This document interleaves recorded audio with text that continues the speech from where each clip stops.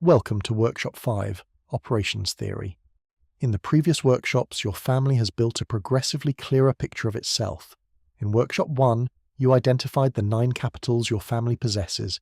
In Workshop 2, you explored how those capitals are connected through networks and where bridges can be built. In Workshop 3, you examined the knowledge your family possesses, where it lives, and what could disappear if it is not captured. In Workshop 4, you identified vulnerabilities across those capitals and began building structural protection through hedging. Now, we arrive at the point where all of that understanding has to become operational, because a family can know exactly what it possesses, understand how it is connected, know where it is vulnerable, and still fail to do anything about it. The document is never created, the meeting is never held, the responsibility is never assigned, the deadline passes, and 6 months later the family is having the same conversation again. This workshop has 4 parts. Part A, the operations ladder. Where is your family today, and what are you willing to build next? Part B, the data room. Where does important family information exist and what is missing? Part C, the family meeting memo. How do you preserve what happened when the family meets? Part D, the quarterly tracker. What are you actually committing to do next? Each part includes an AI prompt. These prompts are not separate parts of the workshop. They are tools that help you move from the exercise you have just completed to a practical output you can use. Let's begin. Part A, the operations ladder. The first part of the workbook is the operations ladder. It contains 6 levels, from L0 to L5. These levels are not a ranking of wealth. They are not a measure of intelligence. They are not a judgment about whether one family is better than another. They describe something much more practical. How willing and capable is the family of operating together? Because there is a difference between a family that has never thought about how it operates, and a family that understands the problems but is unwilling to address them. There is a difference between recognizing that something needs to change and actually building the systems required to change it. The ladder helps your family identify that difference. You're not trying to claim the highest level. You're trying to identify reality and then decide what you are willing to build next. L0 to L1. Willingness to recognition. The first transition is from willingness to recognition. At this stage, the family may have little or no operating structure. There may be no central record of who the family members are. Important documents may be spread across different locations. Nobody may know exactly where wills, powers of attorney or ownership documents are stored. There may be no emergency protocol, no shared access system, and no structured family meeting. The first step is not to build sophisticated governance. It is to recognize the situation. Who are the members of the family? What roles do they have? Where are the important documents? Who should be contacted in an emergency? What information would the family need if something unexpected happened this week? And has the family ever actually sat down together and discussed how it operates? This transition is about moving from, "we have never really thought about this," to, "we can see what exists, and we recognize that something needs to be done." The checklist in the workbook gives you practical actions at this level. Create a member and contact list. Locate important legal documents. Create a bank and investment account list. Establish an emergency contact protocol. Set up an appropriate password manager. Hold your first structured family meeting, and complete your first capital alignment index. These may sound like basic actions, but basic does not mean unimportant. A family cannot build sophisticated systems on top of information that nobody can find. L1 to L2, recognition to discernment. The next transition is from recognition to discernment. At this point, the family has begun to recognize what exists, but recognition alone is not enough. The family now begins asking, what do we want to build? What do we stand for? How should we make decisions? What should the family be working toward? What needs to be discussed between generations? And what does the family actually want its wealth to achieve? This is the movement from, "we recognize the situation," to, "we're beginning to understand what it means." The family begins developing a shared direction. This is where the workbook asks you to build things such as a family wealth charter, quarterly capital alignment index tracking, a 3-year family strategy, an advisor directory, a meeting archive, the beginning of succession conversations, and the first deliberate transfer of knowledge between generations. The important thing here is that the family is beginning to move from passive awareness to deliberate thought. The family is no longer simply saying, "This is what we have." It is beginning to ask, "What should we do with it?" L2 to L3. Discernment to stability. The next transition is from discernment to stability. At this stage, the family begins turning understanding into repeatable systems. The family may already know what it wants to do. Now the question becomes, can we do it consistently? This is where the family begins building a constitution, a live capital dashboard, a historical decision log, standard operating procedures, an enterprise risk register, next-generation development plans, advisor performance scorecards, and scenario planning. The movement here is from, we understand what needs to happen, to, we have systems that help us do it consistently. This matters because families often depend heavily on individuals.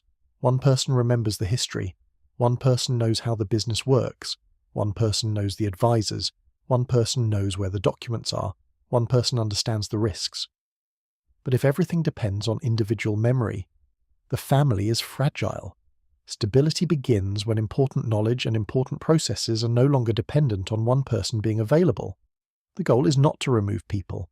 The goal is to ensure the family can continue operating when circumstances change. L3 to L4, stability to alchemy. The next transition is from stability to alchemy. This is where the family begins to think beyond simply protecting what already exists.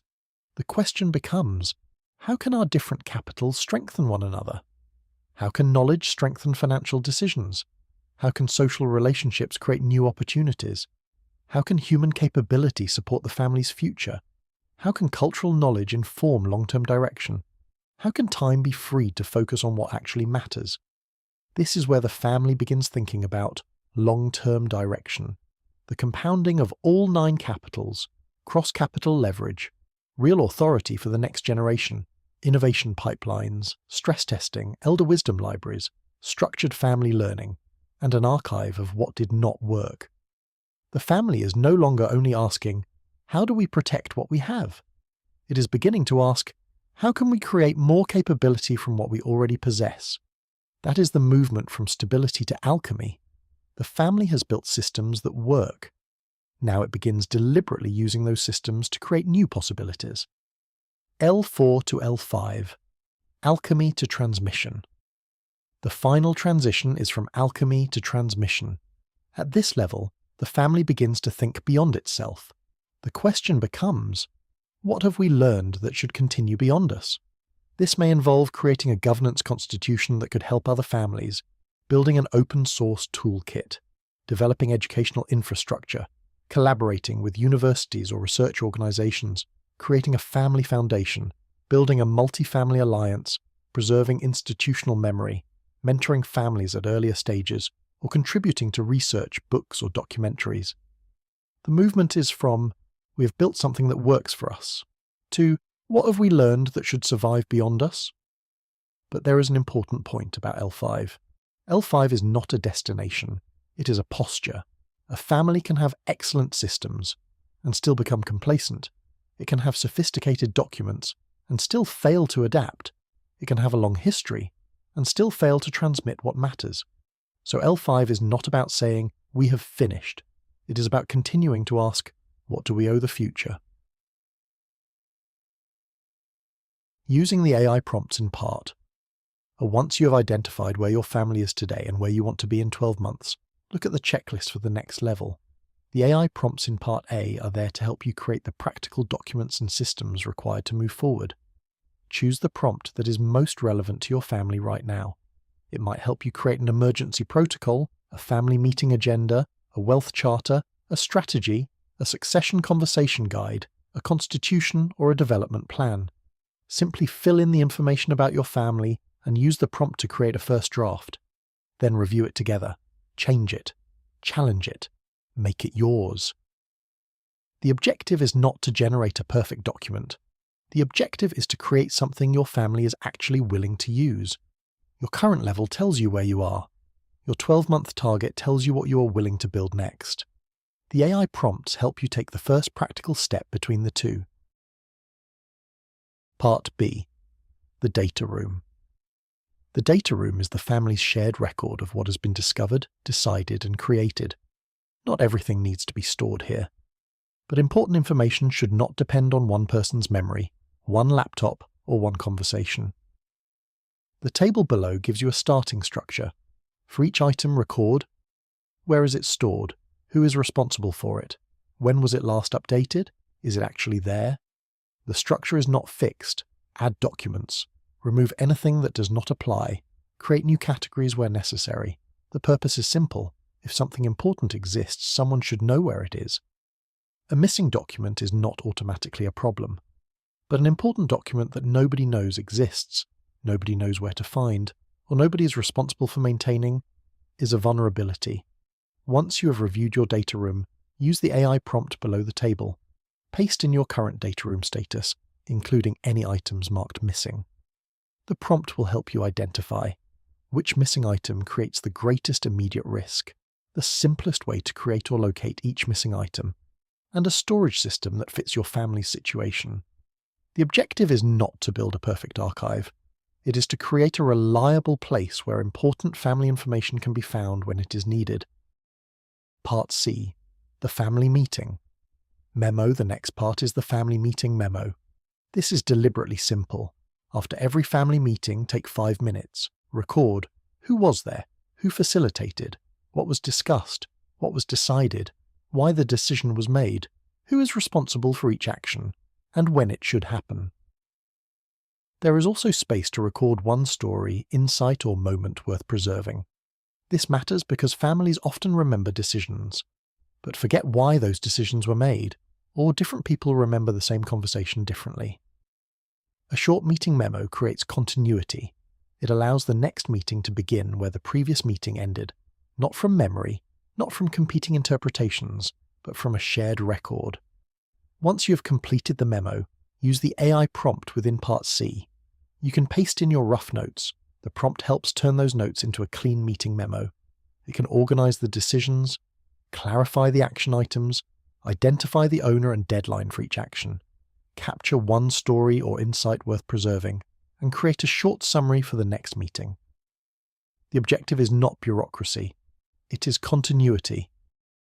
Part D. The Quarterly Tracker. Finally, we move to the Quarterly Tracker. This is where accountability becomes visible. Before you close each session, each member should make commitments. The format is deliberately specific. Name will do what by when, because why. Not, I'll look into it. Not, we should probably discuss that. A real commitment has an owner, an action, a deadline, and a reason. At the next session, read the commitments aloud, then mark them: met, partial, or not met. The purpose is not punishment, it is visibility. A commitment that was not completed is not necessarily a failure, but an invisible commitment cannot be learned from. The tracker allows the family to ask, what did we say we would do? What actually happened? What got in the way? What did we learn? And what should happen next? The AI prompt within Part D can help generate possible, personalized commitments based on your family's current capital scores, members, and priorities. It can suggest commitments linked to particular capitals. It can identify the commitment that may have the greatest compounding effect across the family, and it can create an accountability statement for the next session, but the family decides what it is actually willing to commit to. Operations is where the work becomes real. A family can identify its capitals, map its networks, capture its knowledge, and identify its vulnerabilities, but without willingness, ownership, timelines, and follow-through, those insights remain on paper. This workshop gives your family a simple operating structure. Know where you are, decide where you want to go, build the systems that support that direction, keep important information findable, record what happens, and return to your commitments regularly. The objective is not to create a perfect system.